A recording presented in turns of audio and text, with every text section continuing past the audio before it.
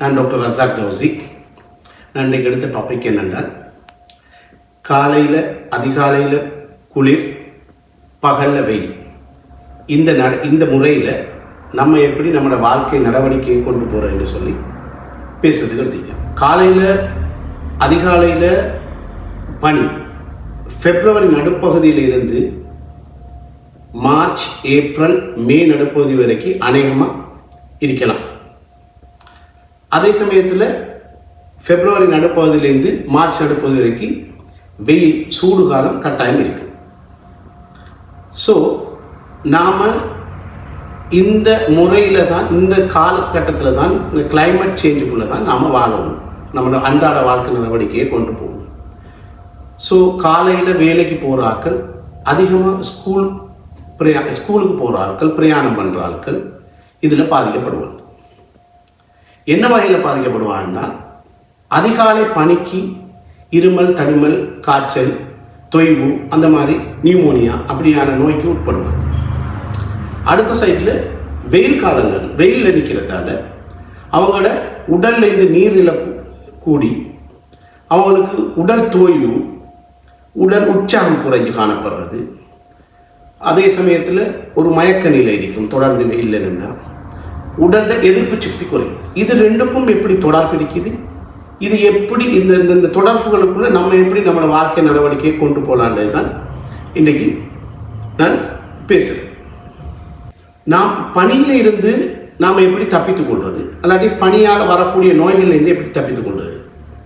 அதாவது பொதுவாக அதிகாலையில் நம்ம வேலைக்கு போக சொல்ல மாஸ்கை போட்டுக்கொள்வது, க்ரௌடான ஆட்களுக்குள்ளே போக சொல்ல கட்டாயம் மாஸ்க் அணிந்து கொள்வது. அதாவது பஸ்ஸில், ட்ரெயினில், பிரயாணத்தில், ஸ்கூலில் பிள்ளைகளோட இருக்க சொல்ல மாஸ்க் அணிந்து கொள்வது, காலையில் அதிகாலையில் எஸ்பெஷலி. அதே சமயத்தில் தொய்வு, இருமல், காய்ச்சல், தடுமல் உள்ள பிள்ளைகளை ஸ்கூலை பொறுத்தளவுக்கு அனுப்பாமைங்கிறது பேரண்ட்ஸில் கடமை. அந்த பிள்ளைகள் நல்லா க்யூர் ஆகிய பிறகு பிள்ளைகளை ஸ்கூலுக்கு அனுப்புறது. அப்படி ஸ்கூலில் எல்லா பேரண்ட்ஸும் அதை நடைமுறைப்படுத்திக்க மாட்டாங்க. ஸ்கூலுக்கு வந்தால் அந்த பிள்ளைகளோட அடுத்த பிள்ளைகள் எப்படி நடந்து கொள்ளும்னு ஒரு முறை இருக்கும். அந்த முறைப்படி, அதாவது அந்த பிள்ளைகளோட சில பர்சனல் ஹைஜீனை மெயின்டைன் பண்ணி நாங்களும் அவங்களோட எப்படி நடந்து கொள்கிறேன்னு ஒரு குறிப்பிட்ட அமைப்பு மூலம் தான் அதை தவிர்த்து கொள்ளலாம். அதாவது அது அப்படியான பிள்ளைகள் நமக்கு தோழிகளாகவோ நெருக்கமாக இருந்தால் நாம் மாஸ்க் போடணும், இல்லாட்டி அவங்க மாஸ்க் போட்டுக்கணும். இல்லாட்டி அவங்களுக்கு தும்மல், இருமல் ஏதாவது நடந்து வந்தால் அதில் இருந்து அவங்களை எப்படி பர்சனல் ஹைஜீனை மெயின்டைன் பண்ணிக்கொள்ளும். இது நாங்கள் இந்த தொய்வு, தடுமல், இருமல் நம்மளுக்கு அதாவது பரவாமல், தொய்வு மூலமோ தொய்வு பரவாது, பட் தடுமல், இருமல் வார ஆக்கள்லேருந்து நம்மளுக்கு பரவாமல் நம்ம பாதுகாத்து கொள்கிறோம். அடுத்தது, நாம் நம்மளோட உடம்புலேருந்து எதிர்ப்பு சக்தி குறைகிறது காரணம் இந்த காலகட்டத்தில் அதிகமாக நம்மளோட உடல்ல இருந்து நீர் இழக்கிறது. அதாவது இந்த காலகட்டத்தில் அதிகமான ஸ்கூலில் விளையாட்டு போட்டி நடக்கும். ஸோ மோர் தென் 1 ஹவருக்கு மேலே தொடர்ச்சியாக வெயிலில் நிற்கக்கூடாது. அதை அதிகமாக ஆசிரியர்கள் தான் கவனிக்கணும். பேரண்ட்ஸும் ஸ்கூலில் கவனிச்சிக்க மாட்டாங்க. பேரண்ட்ஸ் பிள்ளைகளுக்கு எடுக்கேட் பண்ணி அனுப்பணும். நீ என்னதான் நடந்தாலும் நீ அதிகமாக வெயிலில் இருக்காது. உனக்கு சரி சிக்கலாக இருந்தால், உடலில் சோர்வில் இருந்தால் நீ போகாத, வெயிலில் உள்ள ஏரியாவுக்கு விளையாட போகாது. அப்படி வெயிலில் மிச்ச நேரம் நிற்காது. இந்த சூடு காலத்தில் எப்படி நடந்து கொள்ளணும், அடிக்கடி தண்ணியை குடிச்சுக்கொள், அடிக்கடி நீர் ஆகாரத்தை குடிச்சுக்கொள், அடிக்கடி நீர் தெம்பளி குடிக்கலாம். இயற்கையான பானங்கள் இருக்குது, செயற்கை பானங்களும் குடிக்கலாம், பிரச்சனை இல்லை.